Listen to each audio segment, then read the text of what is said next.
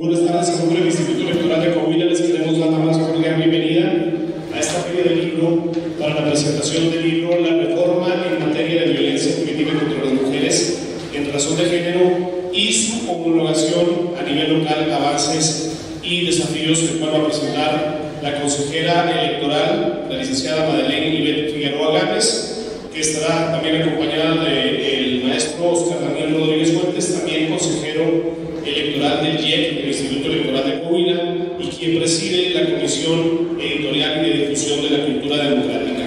Me voy a permitir en primera instancia leer parte de la semblanza de la consejera Madeleine Ivette Figueroa Gámez. Actualmente funge como consejera electoral del Instituto Electoral de Coahuila, es egresada de la licenciatura en Derecho por la Facultad de Jurisprudencia de la Universidad Autónoma de Coahuila. Posteriormente, en la misma institución realizó la especialidad en Derecho Electoral, Democracia y Representación. Actualmente cursa la maestría en Derecho Electoral por el Tribunal Electoral del Poder Judicial de la Federación. Tiene más de 13 años de experiencia desempeñándose en el ámbito electoral, ocupando diferentes cargos. Ha participado en la organización de 10 procesos electorales de tipo federal, local y concurrente, ordinarios y extraordinarios.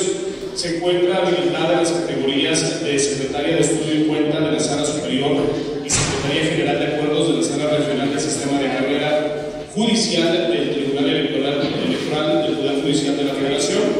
Pertenece además a la Asociación Mexicana de Consejeras Estatales Electorales, a la AMCE, a la Red Nacional de Consejeras y Consejeros Electorales por una Democracia Incluyente, Asociación Civil, que es la ANACERI, así como Mujeres Líderes de Américas de la Fundación de Ciencias de la Documentación. Es la licenciada Madeleine Ivette Figueroa Gámez, y me voy a permitir de igual forma leer una parte de la semblanza del consejero Oscar Daniel Rodríguez Fuentes.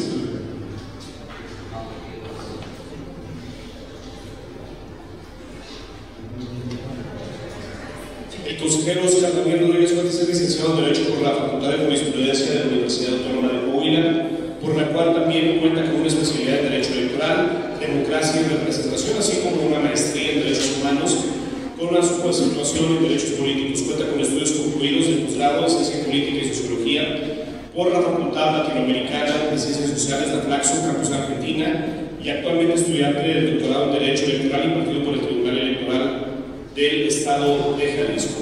Cuenta con diplomados en acceso a la justicia en materia de derechos humanos, gobierno municipal, derecho electoral, derecho procesal electoral y evaluación de políticas públicas. Han realizado más de 60 cursos de especialización en materia jurídica y ciencias políticas sociales. Ha sido ponente en conferencias en más de 14 foros o congresos nacionales y extranjeros, y ha publicado 16 artículos de investigación especializados en América Latina y desde luego en México. En octubre de 2021, el Consejo General del Instituto Nacional Electoral lo designa consejero electoral del Instituto Electoral de Coahuila por un periodo de 7 años, y bueno, pues sin más preámbulo, me voy a permitir cederles el uso de la voz al consejero Oscar Daniel Rodríguez Fuentes y a la licenciada Madeleine Ivette Figueroa Gámez, consejera electoral también. Muy buenas tardes a todas y a todos los que nos acompañan el día de hoy. Muchísimas gracias a las universidades que nos acompañan, a la Universidad Autónoma de Durango, bienvenidos, bienvenidas, bienvenidas, y a el Colegio México. Levanten la mano, Colegio México, Universidad Autónoma de Durango, levanten la mano. Muchas gracias por acompañarnos en este tema. En esta ocasión, los electores de Coahuila siempre ha interesado estar acercándose a las juventudes. En esta ocasión es un tema que a veces desde su club, desde donde están ustedes, lo pueden ver a lo mejor muy lejano, pero créanme que es algo que pronto van a descubrir que no es tan lejano. La violencia política de género es un problema que existe en todo el país, en todo el mundo, y no solamente, digamos, hay violencia en materia electoral, en el marco político electoral, sino la violencia contra las mujeres es transversal, sinceramente.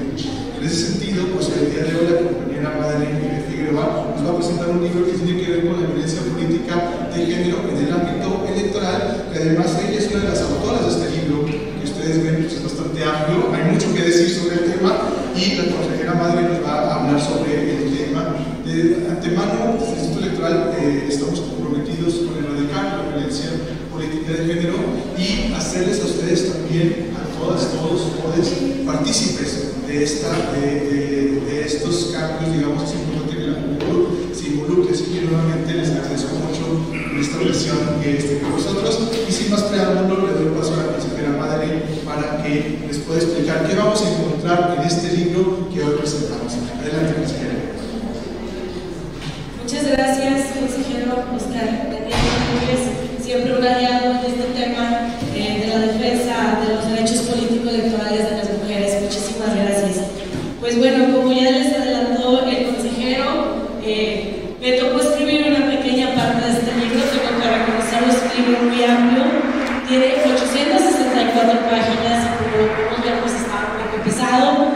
Por ahí comentaban si, pues yo creo que también nos sirven para ayudarnos, ¿no? Si nos agarran en la calle, yo creo que sí sirve para otras cosas también. No, pero bueno, eso es broma. La verdad es que este libro es muy importante porque así de amplio como lo vemos, es porque en él están plasmadas las experiencias de las 32 entidades federativas del país. ¿Respecto a qué? Estamos hablando de una reforma en materia de violencia política contra las mujeres en razón de género. Una reforma que surgió apenas en el año 2020 y que también está enlazada con otra reforma que surgió en el año 2019 llamada paridad en todo. ¿Qué es la paridad en todo? ¿Alguien sabe qué es la paridad en todo? ¿Han escuchado de ella? Levanten la mano, no tienen que responder. Ok. La paridad en todo implica que las mujeres debemos, al menos, estar en el 50% de los espacios de decisión de nuestro país, de decisión política, de decisión social. En todos los lugares en donde puede haber un espacio, un cargo de elección popular o no de elección popular, al menos las mujeres tendrán que estar presentes en el 50% de estos espacios. Esta es una reforma de nivel constitucional del año 2019 y tuvo que ser una reforma de rango constitucional porque precisamente el contexto político y social de nuestro país no daba para otra cosa. ¿Qué quiere decir esto? Que por la simple inercia de nuestra sociedad no iba a pasar si no lo hacíamos de rango constitucional. Posterior a esta reforma del año 2019 viene esta reforma del año 2020. ¿Por qué? Porque si tú incrementas el número de mujeres en los espacios públicos, ¿qué creen que pasó?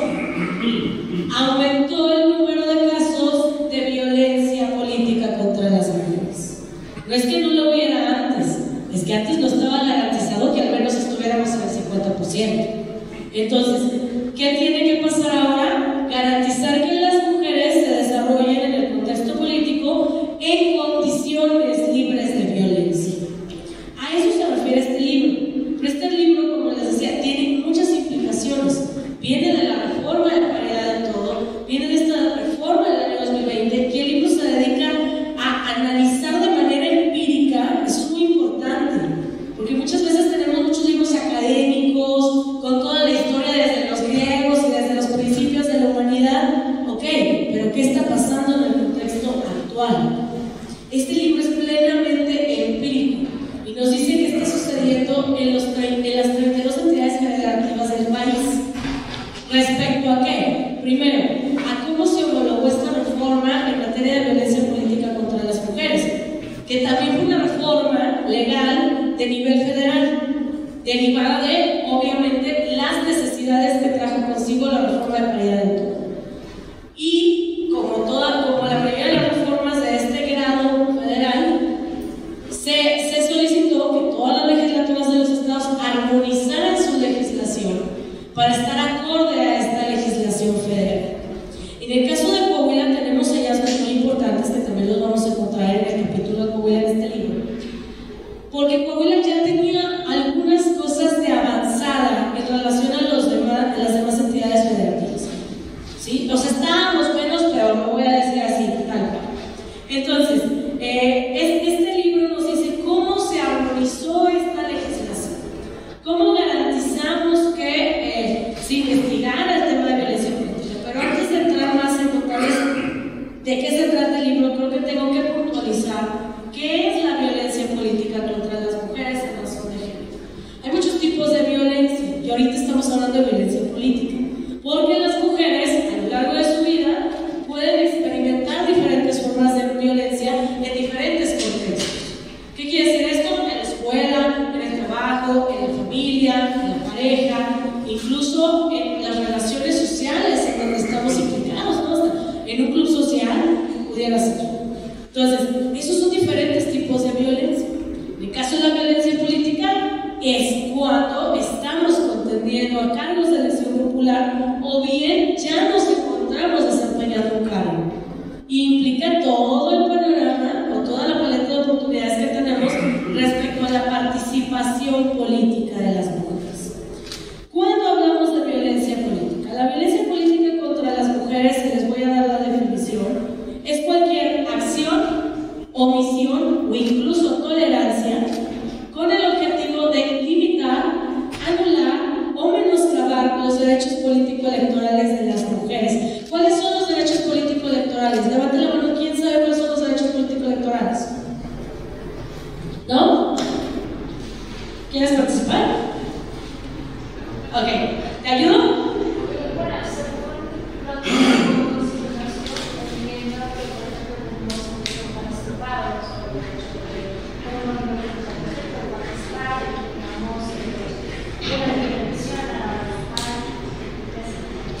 Excelente.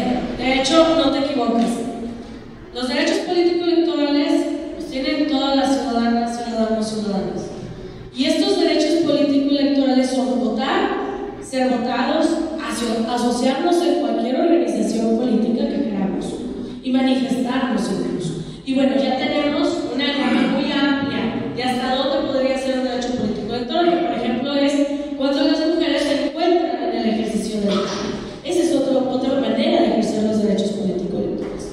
Entonces, cualquiera de esta modalidad de derechos político-electorales que tiene toda la ciudadanía, pero en específico de las mujeres, cuando los limitamos, los anulamos o los menoscabamos, es cuando se actualiza la violencia política contra las mujeres en razón de género. ¿Por qué en razón de género? Porque efectivamente tiene que tener el elemento de género. ¿Cuál es el elemento de género? Que por ser mujer está sufriendo este tipo de violencia. Si nos ponemos en el mismo contexto a un hombre, y si ese hombre no sufre esa violencia, es donde podemos diferenciar que entonces es por razón de género. ¿Por qué? Porque al hombre no se la van a ejercer, pero que sí, porque es mujer. Por ese simple hecho de ser mujer, viene contra ti este tipo de violencia. Y pueden ser ejercidas en el ámbito público o en el ámbito privado. En este caso, se tiene que comprobar que te afecta desproporcionalmente. ¿Qué quiere decir esto? Que si esa violencia se comete también a un hombre, les afecta de la misma manera, no hay esa desproporción. Y bueno, ahí van cambiando los criterios ya jurisdiccionales respecto a esta definición. Y en este caso también tiene que tener un impacto diferenciado en las mujeres. Y les voy a dar ejemplos para hacer más simple el tema. Cuando una mujer es candidata y empiezan a señalarla públicamente por su manera de vestir, sea recatada o sea de otro sentido, como nosotros lo queramos ver, por su manera de vestir, por las personas con las que se juntan o con las que salen, por sus hábitos, todos los estereotipos de género que nos rodean, esas son maneras de ejercer violencia política. Y entonces vemos que en la esfera pública, de cuando estamos en campañas o en campañas, se empieza a señalar a las mujeres, se empieza a decir que están ahí por ciertos motivos, no les voy a decir, yo creo que ustedes lo han escuchado.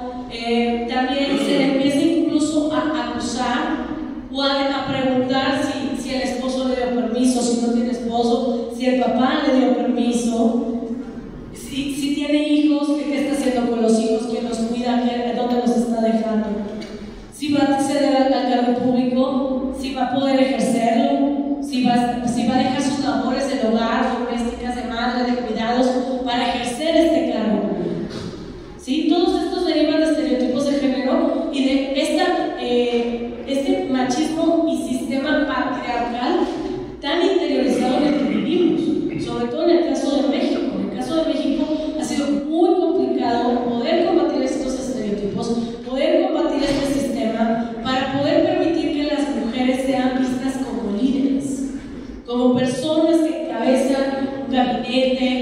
una gubernatura, que son diputadas, que son alcaldesas, no nada más regidoras históricas, que son las líderes dentro del ámbito político. Bueno, en el ámbito privado no me voy a meter en eso porque seguramente haríamos un libro más grande todavía. Pero bueno, eso es lo que nos lleva a esta reforma. Esta es la parte de la violencia política que ustedes tienen que entender para poder entonces empezar a analizar qué está pasando en las 32 entidades federativas del país.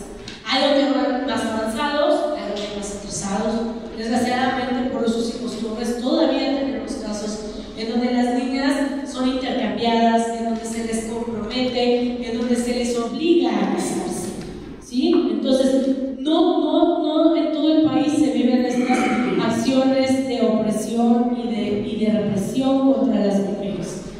No todas estamos partiendo del mismo lugar. Sin embargo, son causas que a todas nos interesan por igual. ¿Por qué? Porque al final esto tiene que producir una evolución en nuestra sociedad en donde ya no tengamos que estar luchando por erradicar la violencia política contra las mujeres en la sociedad. Hablando de violencia política un poquito más, pues sabemos que existen muchos tipos de violencia. Tenemos que puede ser simbólica, psicológica, física, sexual, patrimonial, económica y cualquier otra que dañe la libertad, integridad o dignidad. ¿Sí? Puede presentarse en cualquier tipo. Y bueno, les adelanto un poco de lo que comenta también el libro. Desgraciadamente, en el ámbito que más se comete este tipo de violencia es a través de las redes sociales, a través de internet. Y lo peor es que es esta violencia política ya digital, en donde además entra otro factor que es el anonimato. Es más difícil determinar de dónde viene y obviamente responsabilizar a las personas que están ejerciendo este tipo de violencia. No digo que es imposible porque no lo es. Pero ahorita que profundicemos en el tema de investigación de violencia política, es como nos vamos a dar cuenta que sí es posible denunciar y que sí es posible investigar.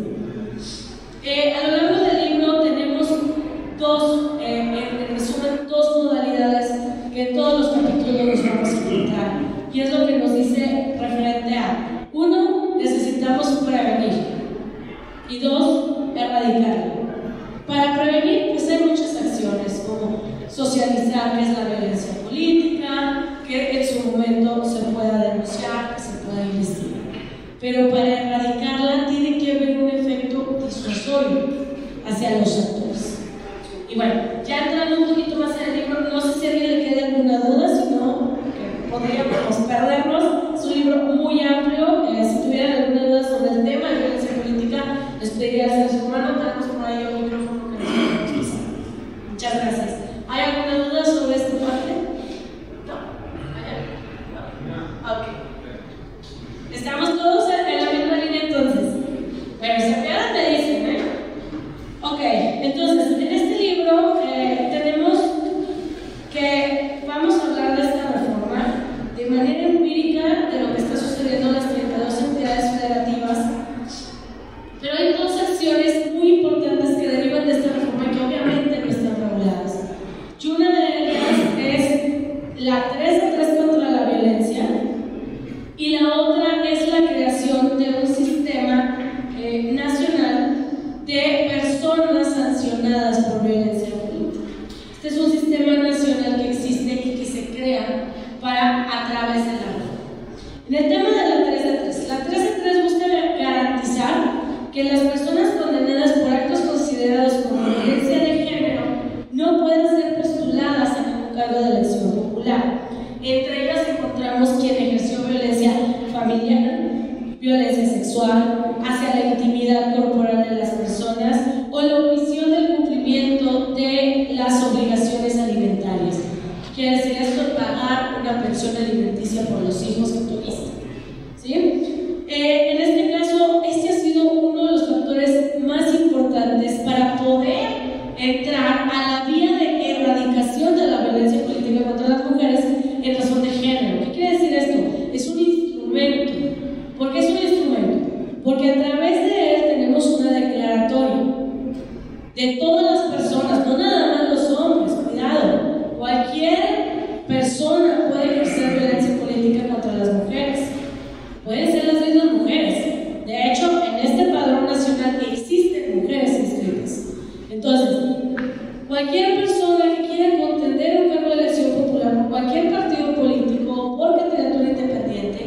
tendrá que presentar esta declaratoria ante el INE o ante los institutos electorales locales, pero es obligación de las autoridades electorales verificar que esa declaratoria sea verdadera, porque nosotros tomamos de buena fe que nos están diciendo la verdad.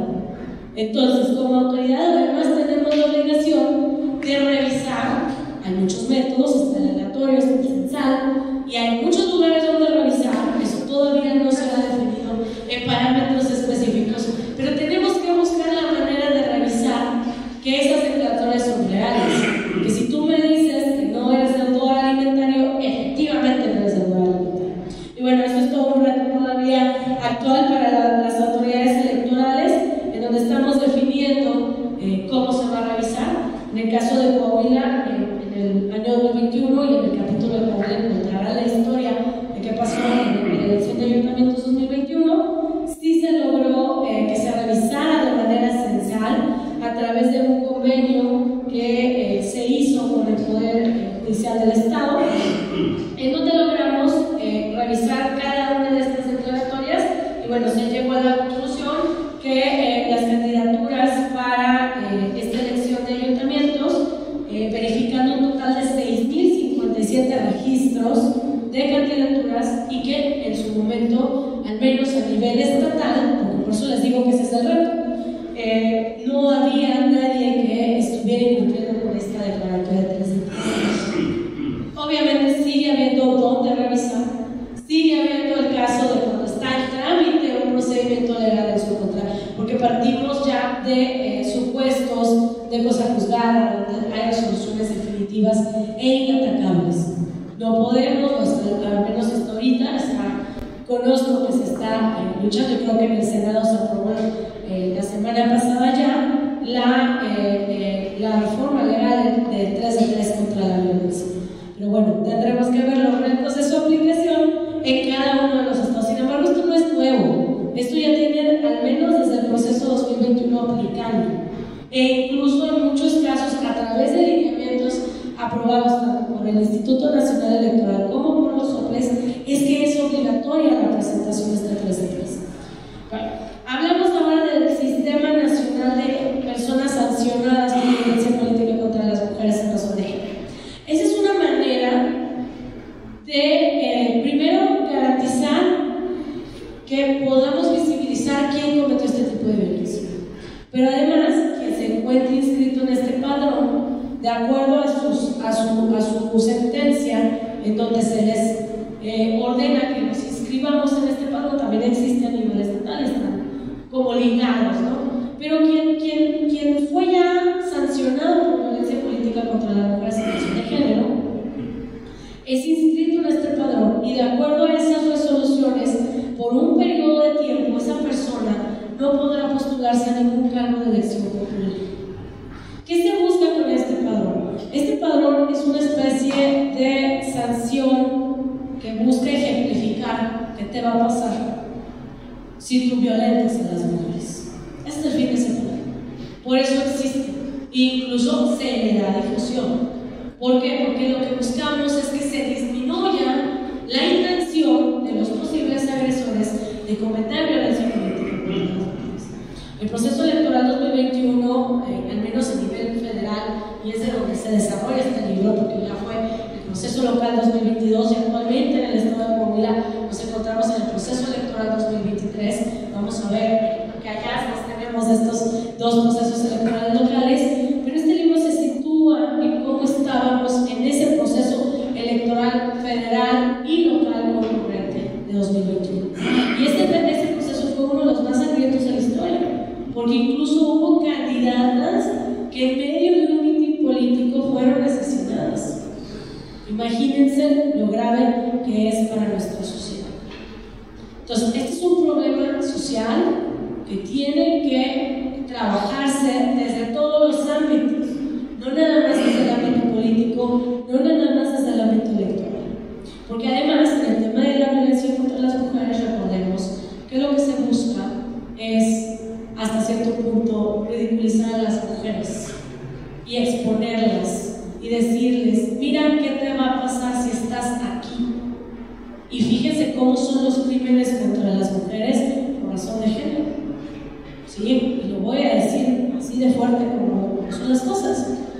encontramos a las mujeres exhibidas, sin ropa, descuartizadas, con mensajes obscenos. En el caso de la violencia política es similar, porque te estoy diciendo, en medio del mitin político donde estás pidiendo el voto, te puedo matar. Fíjense lo grave que es para nuestra sociedad, porque eso va a impedir que sigamos avanzando hacia una paridad sustantiva y efectiva. ¿Por qué? Porque muchas mujeres van a decir, me están asustando, van a decir, no, yo no quiero ser candidata porque a mí me pueden matar en medio del mitin. Nada garantiza que el día de hoy salí a hacer campaña y regreso a mi casa a dormir. Puedo morir en el intento. Entonces, es un tema que se tiene que atacar de raíz, es un tema que implica la cooperación interinstitucional de muchas autoridades. ¿Por qué? Porque tenemos que los procesos de investigación no son los más efectivos. No hay todavía un sistema permeado de perspectiva de género. Y desgraciadamente se tiene, yo sé que puedo ir en contra de la Constitución, pero bueno, hay que hacer un test de proporcionalidad que pesa más. Porque estamos cuidando el derecho a la defensa, la garantía del debido proceso, pero están matando mujeres. Entonces, esa es la reflexión a la que también nos invita este libro.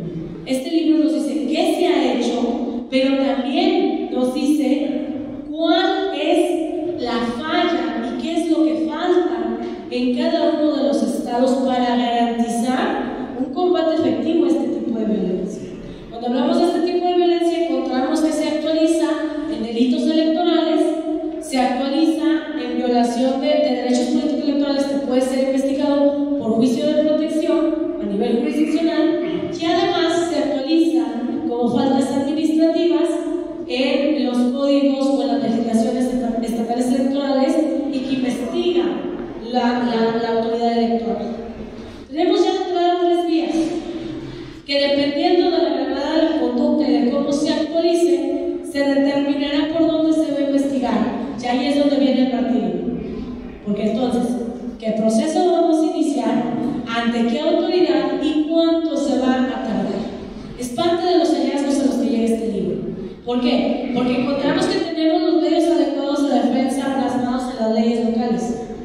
Pero en la práctica es muy complicado llegar a una resolución que efectivamente te restituya tus derechos políticos electorales que fueron violados, pero en el momento oportuno. ¿Qué quiere decir en el momento oportuno? Dentro del proceso electoral. Son procedimientos que llevan mucho tiempo, que tienen muchas formalidades y que nos llevan desgraciadamente a que se resuelven cuando se concluyó el proceso electoral. Y si la persona como efecto tuvo que no iba a ser candidata, ya no fue candidata. Ahí la vemos en 3 años, a ver si se anima de nuevo, ¿no? Esos son parte de las críticas a las que nos lleva este libro.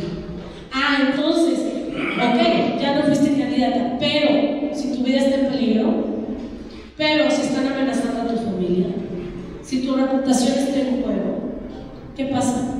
¿Cómo se restituye? Y para ello les decía, tenemos que buscar la cooperación interinstitucional de todas las autoridades implicadas, porque la autoridad administrativa electoral sustancia el procedimiento, pues son las autoridades penitenciarias quien pueden garantizar que tengamos una protección de vida, que si tenemos una orden de restricción sea efectiva, que se cumpla, que el agresor o agresora no se nos acerque, que no sigan habiendo esas acciones de represión hasta por denunciar, porque luego llegamos a la revictimización. Como denunciamos, si el modo de violencia era nada más a través de oficios, no, pues te van a perseguir tal vez te esperan a la salida, ¿no? De tu casa, de la oficina, del lugar donde tus hijos estudian, o donde tu esposo, pareja o padres están trabajando. Esos son los riesgos. Y ese es el reto que se tiene que garantizar. Que las mujeres estén plenamente protegidas durante cualquier proceso legal que lleven a cabo. Porque por eso no estamos denunciando. Y si no denunciamos, no vamos a tener sanciones ejemplares que nos ayuden y nos lleven a erradicar este tipo de violencia, a minimizar con qué frecuencia se presenta.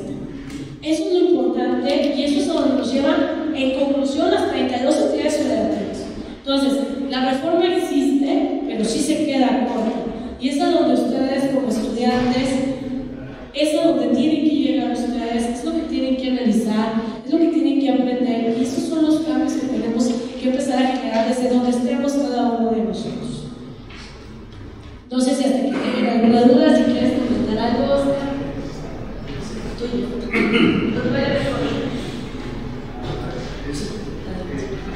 Muchísimas gracias, Madre. Como siempre, este tema es un tema bastante interesante y da para muchas cuestiones. Yo quisiera abrir una ronda de preguntas con quien nos acompaña. Si alguien tiene alguna duda, pregunta, comentario. Acá empezamos con una pregunta. Adelante. Bueno, primero que nada, muchas gracias, muchas felicidades por la plática y por la presentación del libro. Me parece muy interesante. En general, el tema de género en el país, ¿no? Me parece muy interesante. Y una pregunta muy particular para los dos, ¿no? Que son abogados, ¿no? Y que yo pienso, espero que los abogados de aquí no se vayan a enojar, pero pienso que las leyes todavía tienen un sesgo bastante machista, bastante represivo contra la cuestión de género, muy conservador, para hablar pronto, ¿no? ¿Qué recepción ha tenido, porque entiendo que es un libro de publicación, pero qué recepción ha tenido el libro en el gremio de abogados, sobre todo en el gremio de abogados que se enfocan en la cuestión electoral? Resistencias, una perspectiva más liberal, más abierta. ¿Qué recepción ha tenido entre las personas que se dedican a legislar estos temas, ¿no? Sería todo. Muchas gracias. Muchas gracias. Pues este libro, si no me equivoco, se publicó en noviembre del año pasado, o sea, tuvo un proceso largo de edición, ya ha sido presentado en otros estados, y lo que sí es que hacia quien va dirigido principalmente, o a quien se espera que llegue, porque hay aquí, es precisamente a nuestros legisladores a nivel nacional, a nivel local. ¿Qué quiere decir esto? A nuestras diputadas, diputados, diputadas.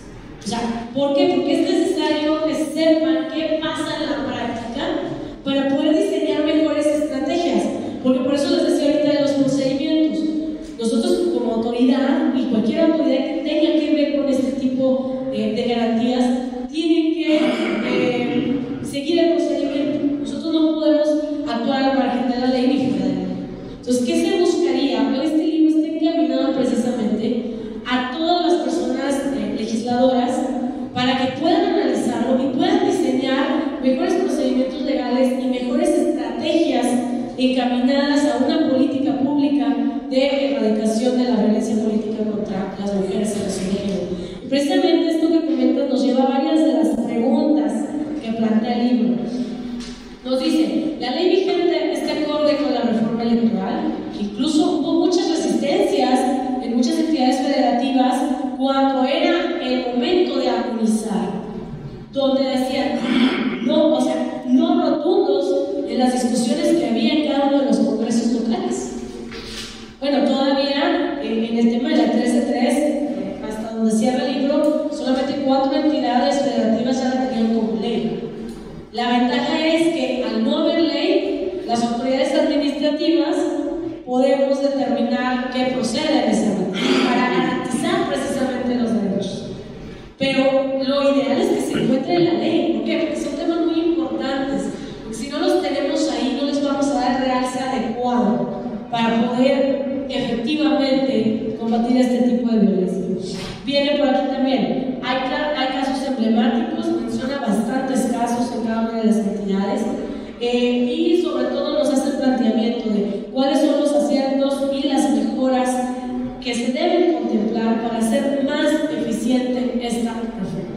Y para allá vamos, tenemos apenas 3 años a partir de esta reforma del año 2020, y bueno, lo importante es que sigamos avanzando, lo importante es que sigamos difundiendo, es que podamos identificar estos tipos de violencia con nuestros jóvenes, con las personas que están ya en el ámbito político electoral compitiendo, que se encuentran como militantes, que son representantes de partidos políticos, que quieren ingresar a alguna agrupación política nacional, local, etcétera, para que puedan identificar este tipo de violencia, porque se da en todos los ámbitos.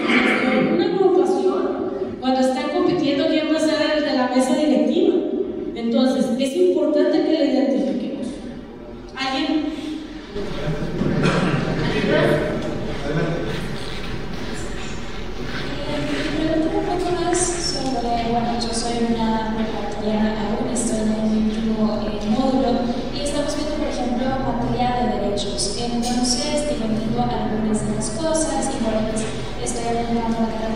políticas, por tanto, algunos conceptos.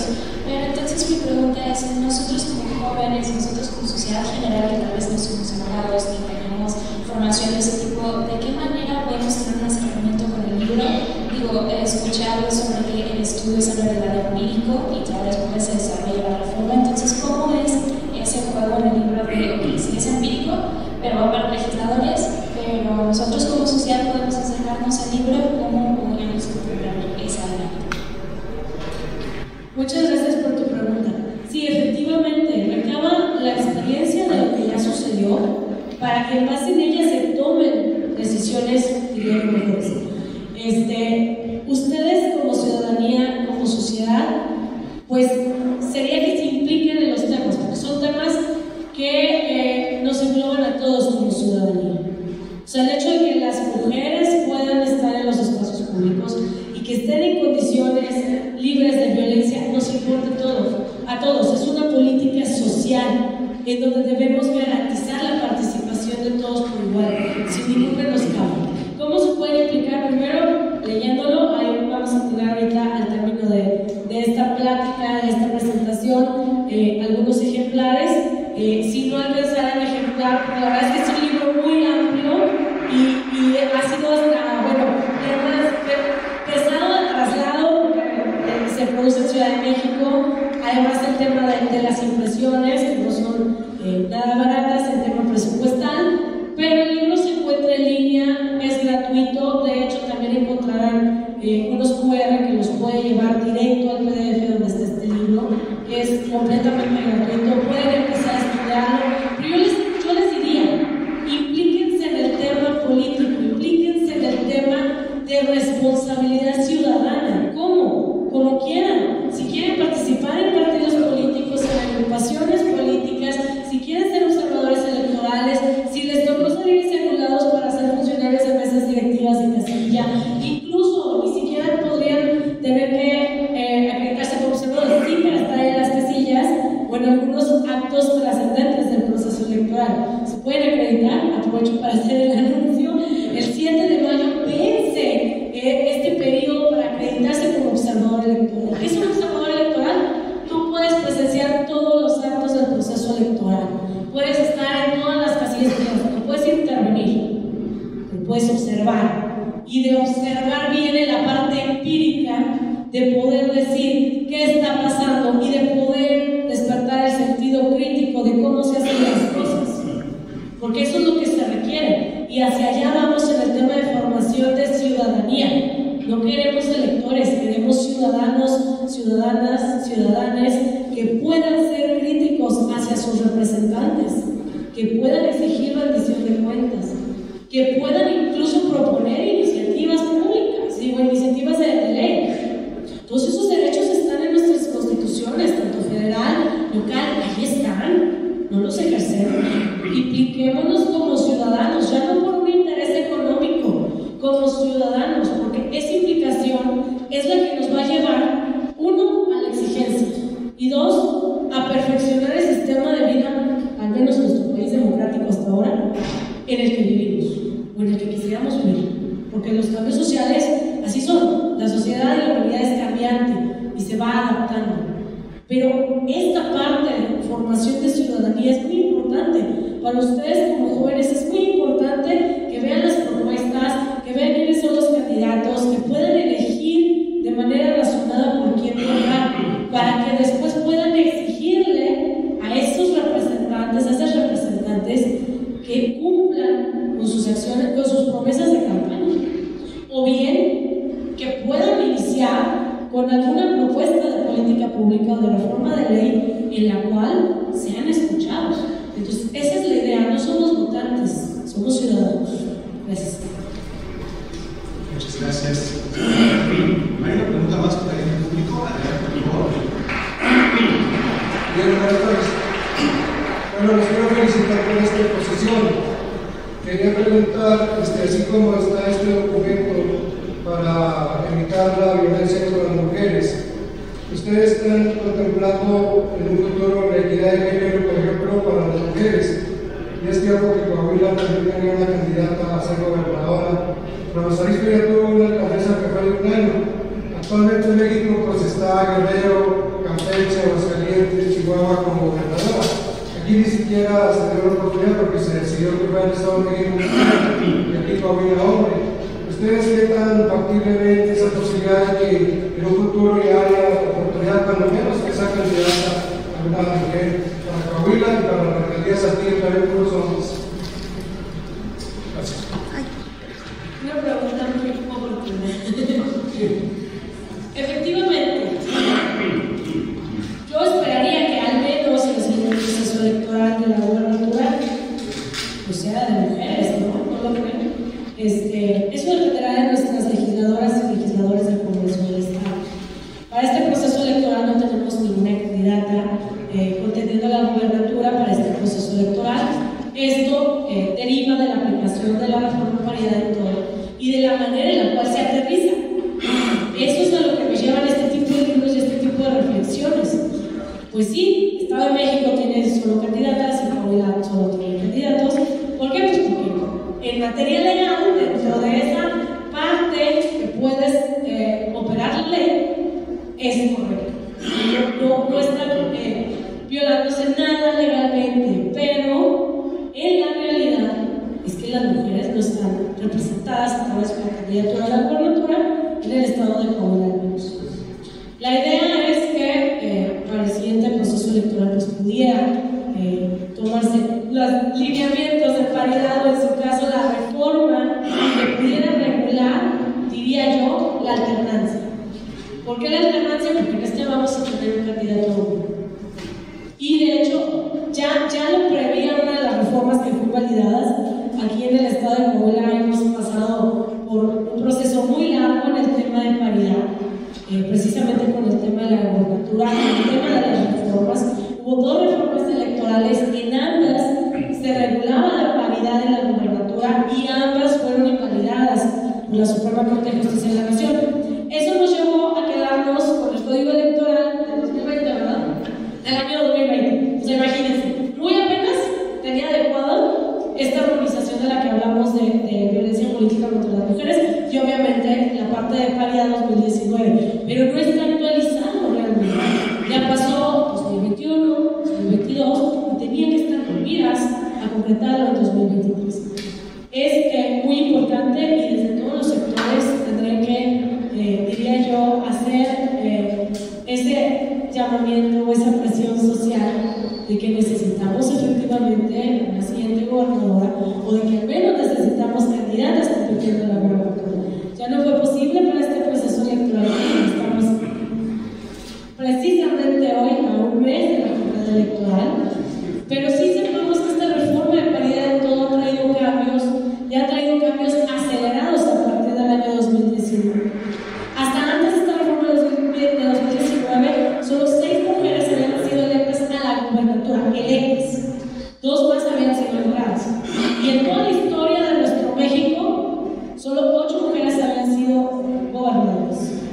A partir de la reforma 2019 y de su aplicación, esta reforma de paridad en todo, a través de las decisiones que se fueron tomando, sobre todo en el Instituto Nacional Electoral, porque es quien puede tener a la vista a las 32 entidades federativas y hasta cierto punto obligar en qué medida van a garantizar que las postulaciones de los partidos políticos nacionales sean paritarias. Pero el número de gobernadores que han tenido nuestro país se duplicó y tenemos un poquito más competitivo. Al parecer, con los resultados que sí o sí va a haber una gobernadora en el Estado de México, con los resultados de esta elección 2023 llegaremos a 10 gobernadoras actuales, porque las 8 de las que les conté a lo largo de la historia, no crean que estuvieron las 8 juntas. Entonces, 10 gobernadoras tendríamos ya en nuestro país a partir del año 2019. Son 4 años de aplicación de esta reforma, pero lo que nos está llevando es precisamente a lograr ese piso mínimo del 50%, que es mejor que tengamos más del 50%, falta mucho que hacer todavía. Pero la legislación está yendo para allá, la forma de garantizar está progresando hacia allá. En el caso de Coahuila, en los ayuntamientos solamente 11 de 38 tienen una presidenta municipal. Son temas que estaremos viendo nosotros para el siguiente proceso electoral, porque efectivamente no estamos representadas. Se queda corta la reforma también de paridad. se está quedando corto, pero sí estamos en un periodo más acelerado para llegar a esa paridad que buscamos. Y bueno, ya el tema de paridad representativa, descriptiva, en relación a la sustantiva, se los dejo de tarea para que lo consulten. Es un tema también muy profundo, pero muy importante. Porque una cosa es que estemos el 50% de las mujeres, pero otra cosa es que estemos haciendo políticas públicas considerando a las mujeres y no siendo aliadas del sistema patriarcal. Entonces los dejo como reflexión final. Yo creo que ya los tiempos nos presionan un poquito, pero bueno, les agradezco mucho el haber podido compartir con ustedes estas reflexiones de este libro y esta plática el día de hoy.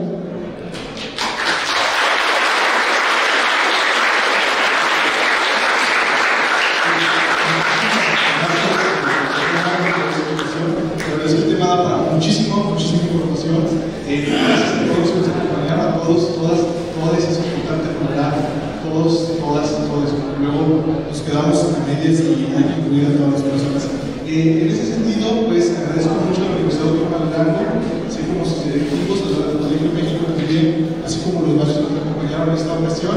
Y quisiera nada más terminando con una reflexión muy importante sobre este tema. Fíjense cómo son las cosas. El sistema patriarcal, y tiene razón la consejera Madre, nos impacta en todos los sistemas, en todos los sentidos, en todos los sistemas, en todas las áreas. Hay que combatirlo desde todas las trincheras, porque a veces pensamos que no, pero ahí está, y está siempre a la vista y está siempre atacando. Y en ese sentido hay que combatir el patriarcado con más democracia, con más inclusión y con un compromiso con la paridad de género en todos los aspectos de la vida. Muchísimas gracias. Y ya nada más para empezar, les invitaría a la fotografía oficial que hacemos presentadas. Pasen por favor, compañeras presentes a tomar la fotografía. Gracias. Compañeros, por favor, a tomarse la fotografía.